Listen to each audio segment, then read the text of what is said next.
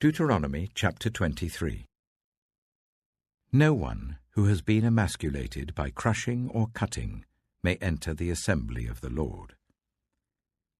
No one born of a forbidden marriage, nor any of their descendants may enter the assembly of the Lord, not even in the 10th generation.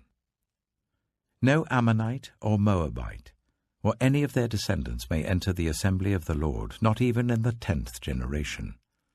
For they did not come to meet you with bread and water on your way when you came out of Egypt.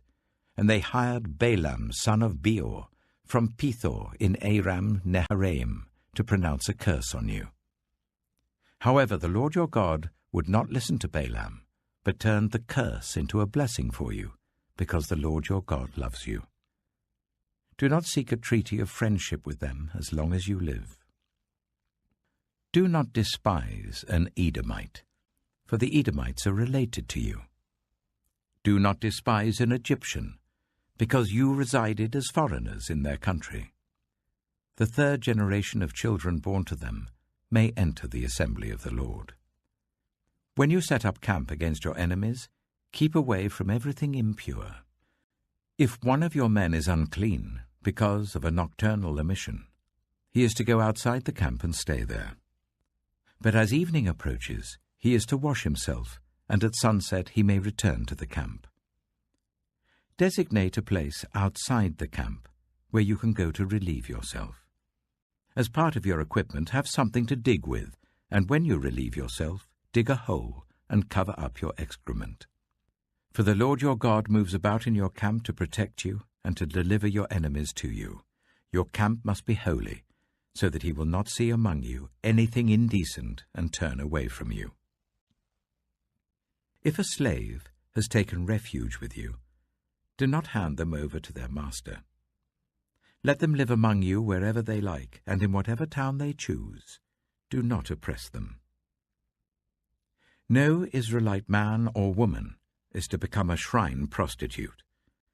You must not bring the earnings of a female prostitute or of a male prostitute into the house of the Lord your God to pay any vow, because the Lord your God detests them both. Do not charge a fellow Israelite interest, whether on money or food or anything else that may earn interest.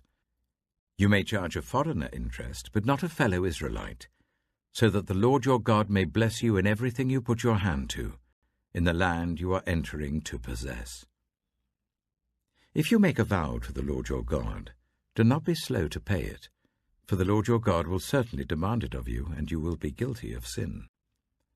But if you refrain from making a vow, you will not be guilty. Whatever your lips utter, you must be sure to do, because you made your vow freely to the Lord your God with your own mouth. If you enter your neighbor's vineyard, you may eat all the grapes you want, but do not put any in your basket. If you enter your neighbor's cornfield, you may pick the ears with your hands, but you must not put a sickle to their standing corn.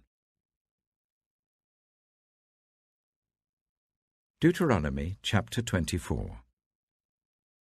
If a man marries a woman who becomes displeasing to him because he finds something indecent about her, and he writes her a certificate of divorce, gives it to her, and sends her from his house, and if after she leaves his house she becomes the wife of another man, and her second husband dislikes her, and writes her a certificate of divorce, gives it to her, and sends her from his house, or if he dies, then her first husband who divorced her is not allowed to marry her again after she has been defiled. That would be detestable in the eyes of the Lord. Do not bring sin upon the land the Lord your God is giving you as an inheritance. If a man has recently married, he must not be sent to war or have any other duty laid on him. For 1 year he is to be free to stay at home and bring happiness to the wife he has married.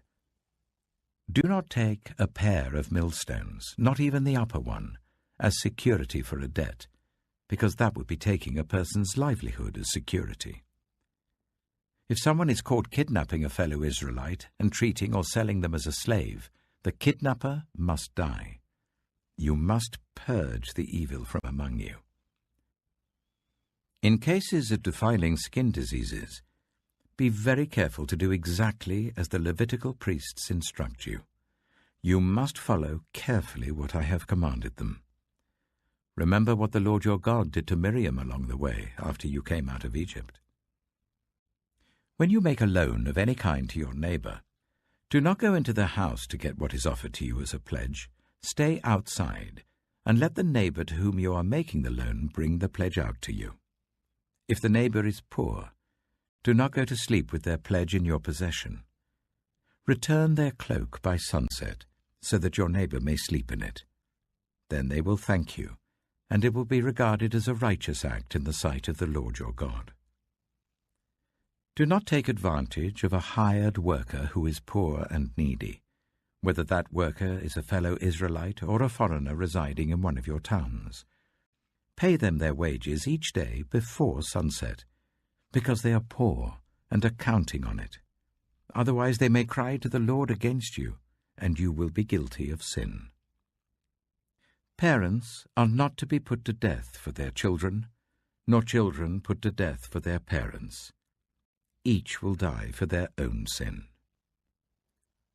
Do not deprive the foreigner or the fatherless of justice, or take the cloak of the widow as a pledge. Remember that you were slaves in Egypt, and the Lord your God redeemed you from there. That is why I command you to do this. When you are harvesting in your field and you overlook a sheaf, do not go back to get it. Leave it for the foreigner, the fatherless, and the widow, so that the Lord your God may bless you in all the work of your hands. When you beat the olives from your trees, do not go over the branches a second time. Leave what remains for the foreigner, the fatherless, and the widow. When you harvest the grapes in your vineyard, do not go over the vines again. Leave what remains for the foreigner, the fatherless, and the widow. Remember that you were slaves in Egypt. That is why I command you to do this. Deuteronomy chapter 25. When people have a dispute, they are to take it to court, and the judges will decide the case, acquitting the innocent and condemning the guilty. If the guilty person deserves to be beaten, the judge shall make them lie down and have them flogged in his presence with the number of lashes the crime deserves. But the judge must not impose more than 40 lashes. If the guilty party is flogged more than that, your fellow Israelite will be degraded in your eyes. Do not muzzle an ox while it is treading out the grain. If brothers are living together and one of them dies without a son, his widow must not marry outside the family. Her husband's brother shall take her and marry her and fulfill the duty of a brother-in-law to her. The first son she bears shall carry on the name of the dead brother, so that his name will not be blotted out from Israel. However, if a man does not want to marry his brother's wife, she shall go to the elders at the town gate and say, "My husband's brother refuses to carry on his brother's name in Israel. He will not fulfill the duty of a brother-in-law to me." Then the elders of his town shall summon him and talk to him. If he persists in saying, "I do not want to marry her," his brother's widow shall go up to him in the presence of the elders, take off one of his sandals, spit in his face, and say, "This is what is done to the man who will not build up his brother's family line." That man's line shall be known in Israel as the family of the unsandaled. If two men are fighting, and the wife of one of them comes to rescue her husband from his assailant, and she reaches out and seizes him by his private parts, you shall cut off her hand. Show her no pity. Do not have two differing weights in your bag, one heavy, one light. Do not have two differing measures in your house, one large, one small. You must have accurate and honest weights and measures, so that you may live long in the land the Lord your God is giving you. For the Lord your God detests anyone who does these things, anyone who deals dishonestly. Remember what the Amalekites did to you along the way when you came out of Egypt. When you were weary and worn out, they met you on your journey and attacked all who were lagging behind. They had no fear of God. When the Lord your God gives you rest from all the enemies around you in the land he is giving you to possess as an inheritance, You shall blot out the name of Amalek from under heaven. Do not forget. Luke chapter 6. One Sabbath, Jesus was going through the cornfields, and his disciples began to pick some ears of corn, rub them in their hands, and eat the grain. Some of the Pharisees asked, "Why are you doing what is unlawful on the Sabbath?" Jesus answered them, "Have you never read what David did when he and his companions were hungry? He entered the house of God, and taking the consecrated bread, he ate what is lawful only for priests to eat, and he also gave some to his companions. Then Jesus said to them, The Son of Man is Lord of the Sabbath." On another Sabbath, he went into the synagogue and was teaching, and a man was there whose right hand was shriveled. The Pharisees and the teachers of the law were looking for a reason to accuse Jesus, so they watched him closely to see if he would heal on the Sabbath. But Jesus knew what they were thinking and said to the man with the shriveled hand, "Get up and stand in front of everyone." So he got up and stood there. Then Jesus said to them, "I ask you, which is lawful on the Sabbath, to do good or to do evil, to save life or to destroy it?" He looked around at them all, and then said to the man, "Stretch out your hand." He did so, and his hand was completely restored. But the Pharisees and the teachers of the law were furious, and began to discuss with one another what they might do to Jesus. One of those days, Jesus went out to a mountainside to pray, and spent the night praying to God. When morning came, he called his disciples to him and chose 12 of them, whom he also designated apostles: Simon, whom he named Peter, his brother Andrew, James, John, Philip, Bartholomew, Matthew, Thomas, James son of Alphaeus, Simon, who was called the Zealot, Judas son of James, and Judas Iscariot, who became a traitor. He went down with them and stood on a level place.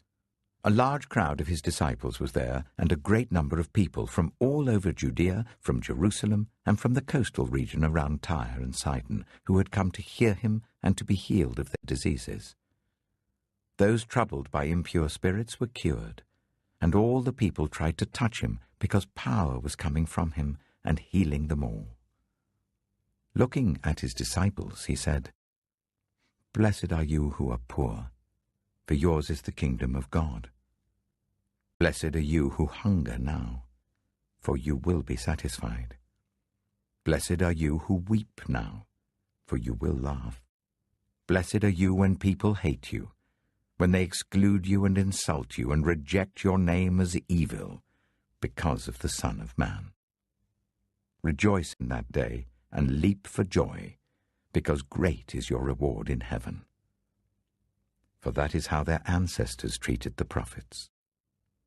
But woe to you who are rich, for you have already received your comfort. Woe to you who are well fed now, for you will go hungry. Woe to you who laugh now, for you will mourn and weep. Woe to you when everyone speaks well of you, for that is how their ancestors treated the false prophets. But to you who are listening, I say, love your enemies, do good to those who hate you, bless those who curse you, pray for those who ill-treat you. If someone slaps you on one cheek, turn to them the other also. If someone takes your coat, do not withhold your shirt from them. Give to everyone who asks you, and if anyone takes what belongs to you, do not demand it back. Do to others as you would have them do to you. If you love those who love you, what credit is that to you? Even sinners love those who love them. And if you do good to those who are good to you, what credit is that to you? Even sinners do that. And if you lend to those from whom you expect repayment, what credit is that to you? Even sinners lend to sinners, expecting to be repaid in full. But love your enemies. Do good to them, and lend to them without expecting to get anything back. Then your reward will be great, and you will be children of the Most High, because He is kind to the ungrateful and wicked. Be merciful, just as your Father is merciful. Do not judge, and you will not be judged. Do not condemn, and you will not be condemned. Forgive, and you will be forgiven. Give, and it will be given to you. A good measure, pressed down, shaken together, and running over, will be poured into your lap. For with the measure you use, it will be measured to you. He also told them this parable. Can the blind lead the blind? Will they not both fall into a pit? The student is not above the teacher, but everyone who is fully trained will be like their teacher. Why do you look at the speck of sawdust in your brother's eye and pay no attention to the plank in your own eye? How can you say to your brother, "Brother, let me take the speck out of your eye," when you yourself fail to see the plank in your own eye? You hypocrite! First take the plank out of your eye, and then you will see clearly to remove the speck from your brother's eye. No good tree bears bad fruit, nor does a bad tree bear good fruit. Each tree is recognized by its own fruit. People do not pick figs from thorn bushes or grapes from briars. A good man brings good things out of the good stored up in his heart, and an evil man brings evil things out of the evil stored up in his heart. For the mouth speaks what the heart is full of. Why do you call me Lord, Lord, and do not do what I say? As for everyone who comes to me and hears my words and puts them into practice, I will show you what they are like. They are like a man building a house who dug down deep and laid the foundation on rock. When a flood came, the torrent struck that house, but could not shake it, because it was well built. But the one who hears my words and does not put them into practice is like a man who built a house on the ground without a foundation. The moment the torrent struck that house, it collapsed, and its destruction was complete. Psalm 70. Hasten, O God, to save me. Come quickly, Lord, to help me. May those who want to take my life be put to shame and confusion. May all who desire my ruin be turned back in disgrace.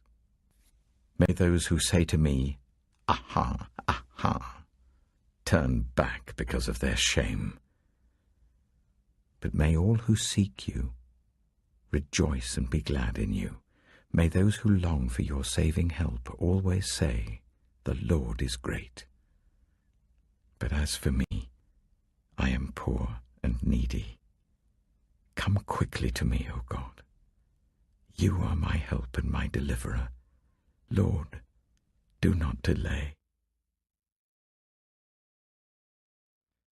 Proverbs chapter 8.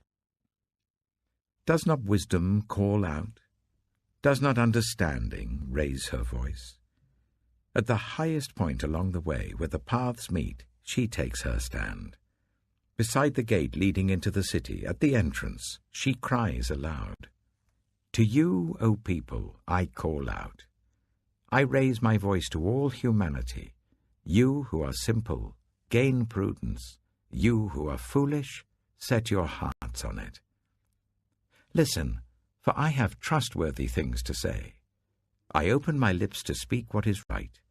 My mouth speaks what is true, for my lips detest wickedness. All the words of my mouth are just. None of them is crooked or perverse. To the discerning, all of them are right. They are upright to those who have found knowledge. Choose my instruction instead of silver, knowledge rather than choice gold. For wisdom is more precious than rubies, and nothing you desire can compare with her. I, wisdom, dwell together with prudence. I possess knowledge and discretion. To fear the Lord is to hate evil. I hate pride and arrogance, evil behavior and perverse speech. Counsel and sound judgment are mine. I have insight, I have power. By me kings reign, and rulers issue decrees that are just. By me princes govern, and nobles, all who rule on earth. I love those who love me, and those who seek me find me. With me are riches and honor, enduring wealth and prosperity. My fruit is better than fine gold. What I yield surpasses choice silver. I walk in the way of righteousness along the paths of justice, bestowing a rich inheritance on those who love me, and making their treasuries full. The Lord brought me forth as the first of his works, before his deeds of old. I was formed long ages ago, at the very beginning, when the world came to be. When there were no watery depths, I was given birth. When there were no springs overflowing with water, before the mountains were settled in place, before the hills, I was given birth. Before he made the world or its fields, or any of the dust of the earth, I was there when he set the heavens in place, when he marked out the horizon on the face of the deep, when he established the clouds above and fixed securely the fountains of the deep, when he gave the sea its boundary, so that the waters would not overstep his command, and when he marked out the foundations of the earth. Then I was constantly at his side. I was filled with delight day after day, rejoicing always in his presence, rejoicing in his whole world, and delighting in the human race. Now then, my children, listen to me. Blessed are those who keep my ways. Listen to my instruction and be wise. Do not disregard it. Blessed are those who listen to me, watching daily at my doors, waiting at my doorway. For those who find me find life and receive favor from the Lord. But those who fail to find me harm themselves. All who hate me love death.